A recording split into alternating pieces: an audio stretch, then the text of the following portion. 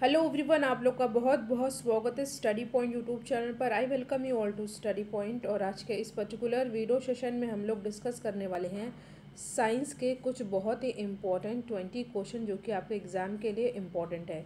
और ये question related होंगे फिज़िक्स के। तो फिज़िक्स के मोस्ट इम्पॉर्टेंट 20 क्वेश्चन को हम लोग डिस्कस करेंगे। इससे पहले साइंस में केमिस्ट्री के मोस्ट इम्पॉर्टेंट क्वेश्चन को डिस्कस किया गया है। दो वीडियो अपलोडेड हुए हैं जिसका लिंक डिस्क्रिप्शन बॉक्स में दिया हुआ है। तो चलिए हम लोग अपना आज का डिस्कशन स्टार्ट करते हैं। पहला क्वेश्चन है, रेटिना पर नेत्र द्वारा निर्मित प्रतिबिंब होता है, कैसा होता है ये होता है वास्तविक, उल्टा और छोटा। तो ऑप्शन ए हो जाएगा हमारा सही आंसर। देखिए, मानव नेत्र एक कैमरे के तरह ही होता है। इसका लेंस निकाय एक प्रकाश पर्दे जिसमें रेटिना या दृष्टिपटल हम लोग कहते हैं। ठीक है, पर्दे को हम लोग क्या कहते हैं? रेटिना या दृष्टिपटल। और यहाँ पर ही प्रतिबिंब बनता है। और रेटिना पर नेत्र द्वारा निर्मित जो प्रतिबिंब होता है वो वास्तविक होता है, उल्टा और छोटा बनता है। ये क्वेश्चन इंपॉर्टेंट है, एग्जाम में कई बार पूछा भी गया है। देखिए, इससे पहले मैं बता दूं आपके लोग के लिए साइंस, मैथ्स, रीजनिंग की अलग से प्लेलिस्ट बनी हुई है, तो आप उन वीडियो को भी देख सकते हैं। नेक्स्ट क्वेश्चन है, निम्नलिखित में से किसमें सर्वाधिक ऊर्जा होती है? हरा प्रकाश, पीला प्रकाश, नीला या लाल प्रकाश? तो इस क्वेश्चन का करेक्ट आंसर हो जाएगा ऑप्शन नंबर डी, नीला प्रकाश। ठीक है, लाल नहीं होगा, नीला होगा। ऑप्शन डी हो जाएगा हमारा सही आंसर। देखिए, नीले रंग के प्रकाश में सर्वाधिक ऊर्जा होती है। और प्रकाश तरंग के ऊर्जा को हम लोग कैसे निकालते हैं? इसका फॉर्मूला होता है E=HF। ठीक है, E=HF,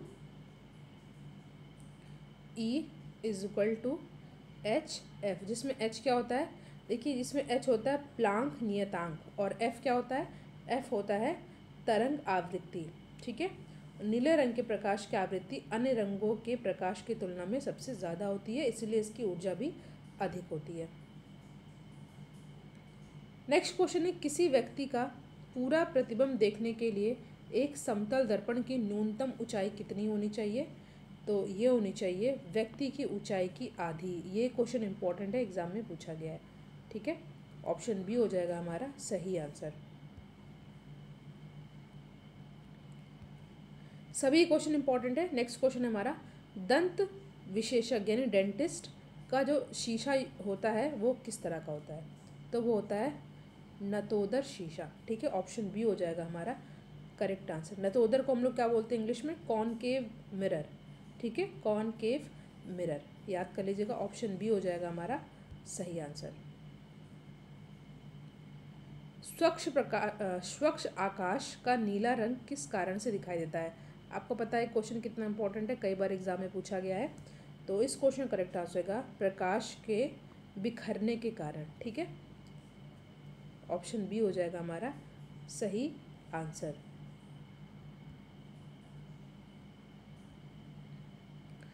किसका सबसे अधिक अपवर्तनांक होता है? वायु, जल, हीरा और कांच? हीरा हो जाएगा हमारा सही आंसर। ठीक है, ऑप्शन सी हो जाएगा हमारा सही आंसर। किस रंग के प्रकाश की तरंगदैर्घ्य सबसे कम होती है? पीला, बैगनी, हरा और लाल?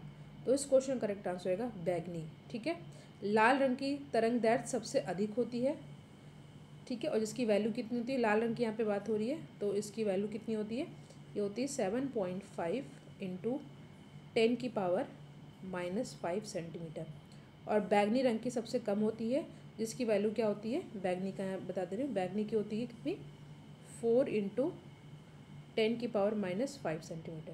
ठीक है, याद कर लीजिएगा, इंपॉर्टेंट क्वेश्चन है, इसलिए यहाँ पे हमारा ऑप्शन बी हो जाएगा हमारा करेक्ट आंसर। वैल्यू भी याद कर लीजिएगा, 4 इंटू 10⁻⁻5 सेंटीमीटर। और बैगनी की क्या है? यहाँ पे जाएगा 7.5 इंटू 10⁻⁻5 सेंटीमीटर। अगला प्रश्न है, लाल गुलाब को जब एक नीले फिल्टर से देखा जाता है तो यह किस रंग का दिखाई देता है? तो ये दिखाई देता है काले रंग का। ठीक है, ऑप्शन डी है हमारा सही आंसर। ठीक है, ऐसा क्यों होता है? देखिए, जब लाल गुलाब को एक नीले फिल्टर से देखा जाता है तो गुलाब काला रंग का दिखाई देता है क्योंकि नीला फिल्टर मात्र नीले प्रकाश को आगे जाने देगा, अन्य प्रकाश को वो अवशोषित कर लेता है। ठीक है, इंपॉर्टेंट क्वेश्चन, इजी क्वेश्चन, और ये पॉपुलर क्वेश्चन है, कई बार पूछा गया है परीक्षाओं में। सूर्य के प्रकाश को पृथ्वी तक पहुंचने में कितना समय लगता है?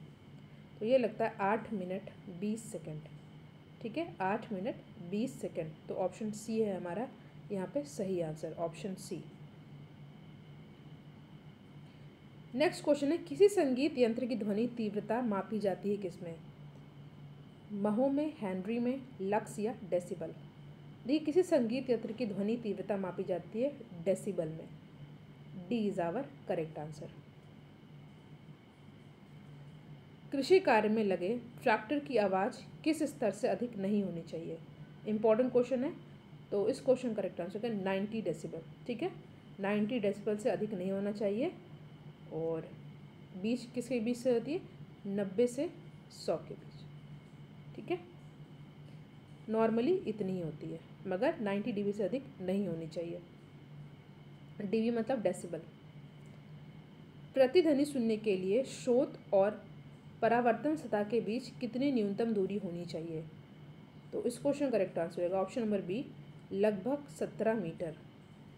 17 मीटर। ठीक है, ऑप्शन बी है हमारा सही आंसर।